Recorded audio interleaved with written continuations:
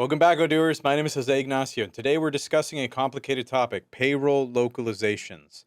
So the first question is, why do you need one? Well, every country has its own laws and regulations about employment, taxes, and benefits.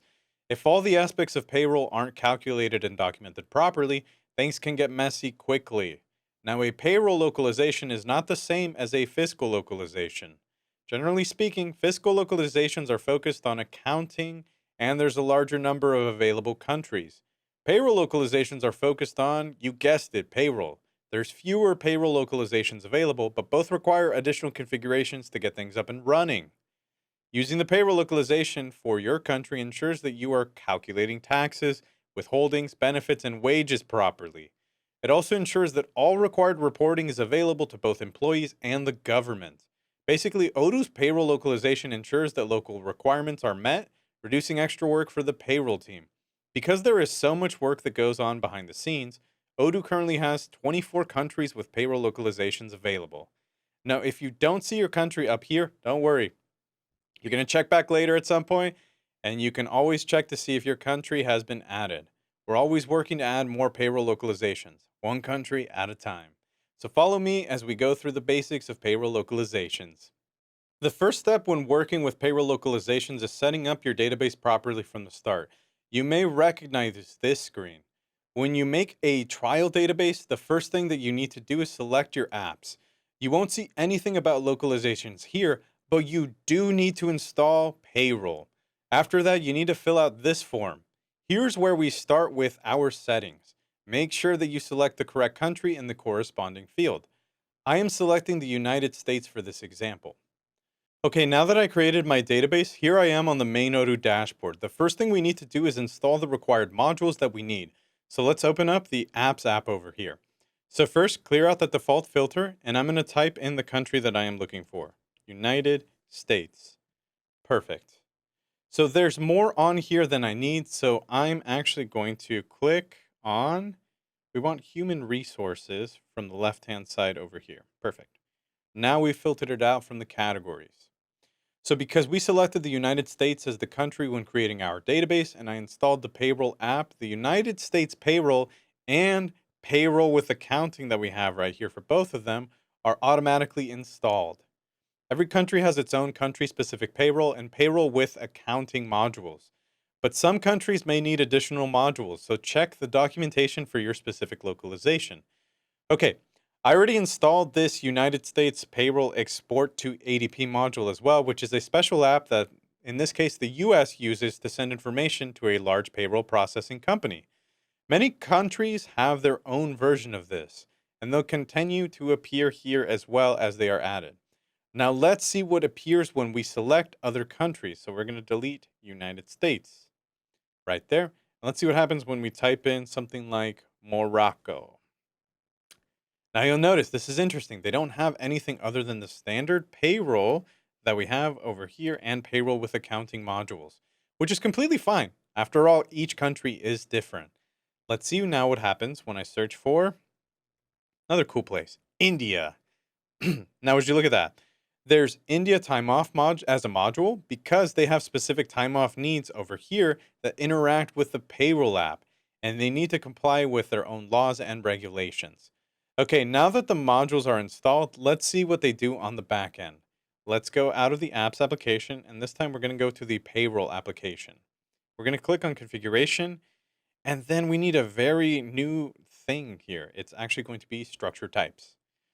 Perfect. So when we installed the US payroll module, this United States employee structure type was created. Every structure type houses structures within it. So let's actually take a look at this one.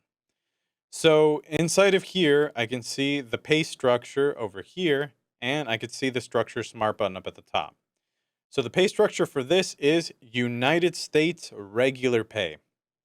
Now that smart button that I just talked about shows me how many structures are in this structure type. There's just one, so let's also take a look at that by selecting our smart button. If I click into it, I can actually see all the details for each salary rule, including the name, the payroll code, and we can see the category as well. So this final partner column over here shows me any third parties involved with this rule. And if I have to scroll down a bit, right there, if I scroll down to the very bottom, you're going to notice that we have the good old Internal Revenue Service, IRS, and various state specific agencies as well. You can only imagine how complex different salary rules are from state to state or country to country. Take a look one day, it's pretty interesting. So I can click on any rule to view the specific info for it. Let's take a look at what's a pretty good one to talk about. Ooh, federal income tax. It's a pretty important one for organizations. All right, so here we can see all the calculations for this rule, and you can see that, wow, there's a lot for them. Okay, now that the database has the apps it needs and the payroll structure is here, let's check the company settings now by closing out of here. And this time around, we're going to go back into the settings application. Perfect. I'm going to click, well, actually, no, this is the way that we're going to do it. We're going to select users and companies up at the top, and then we're going to select companies. We did just talk about companies. We're going to select Stealthywood USA. So next, I have to ensure the following fields are properly filled in. First, I need to have a complete US mailing address. This tax ID section right here and company ID fields are also populated with their respective numbers. The currency below right here is automatically configured for the country, which in this case is USD, US dollars. It is important to make sure that these fields are correct since they affect my tax paperwork. All right, now we need to make sure our employees have all the right info on their records. So let's go back to the main dashboard over here and head to the employees application.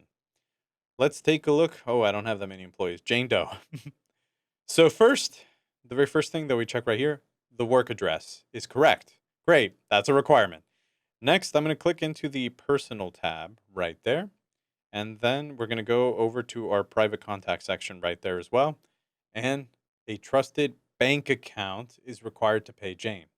I also need her social security number entered inside of this citizenship section that we have down below.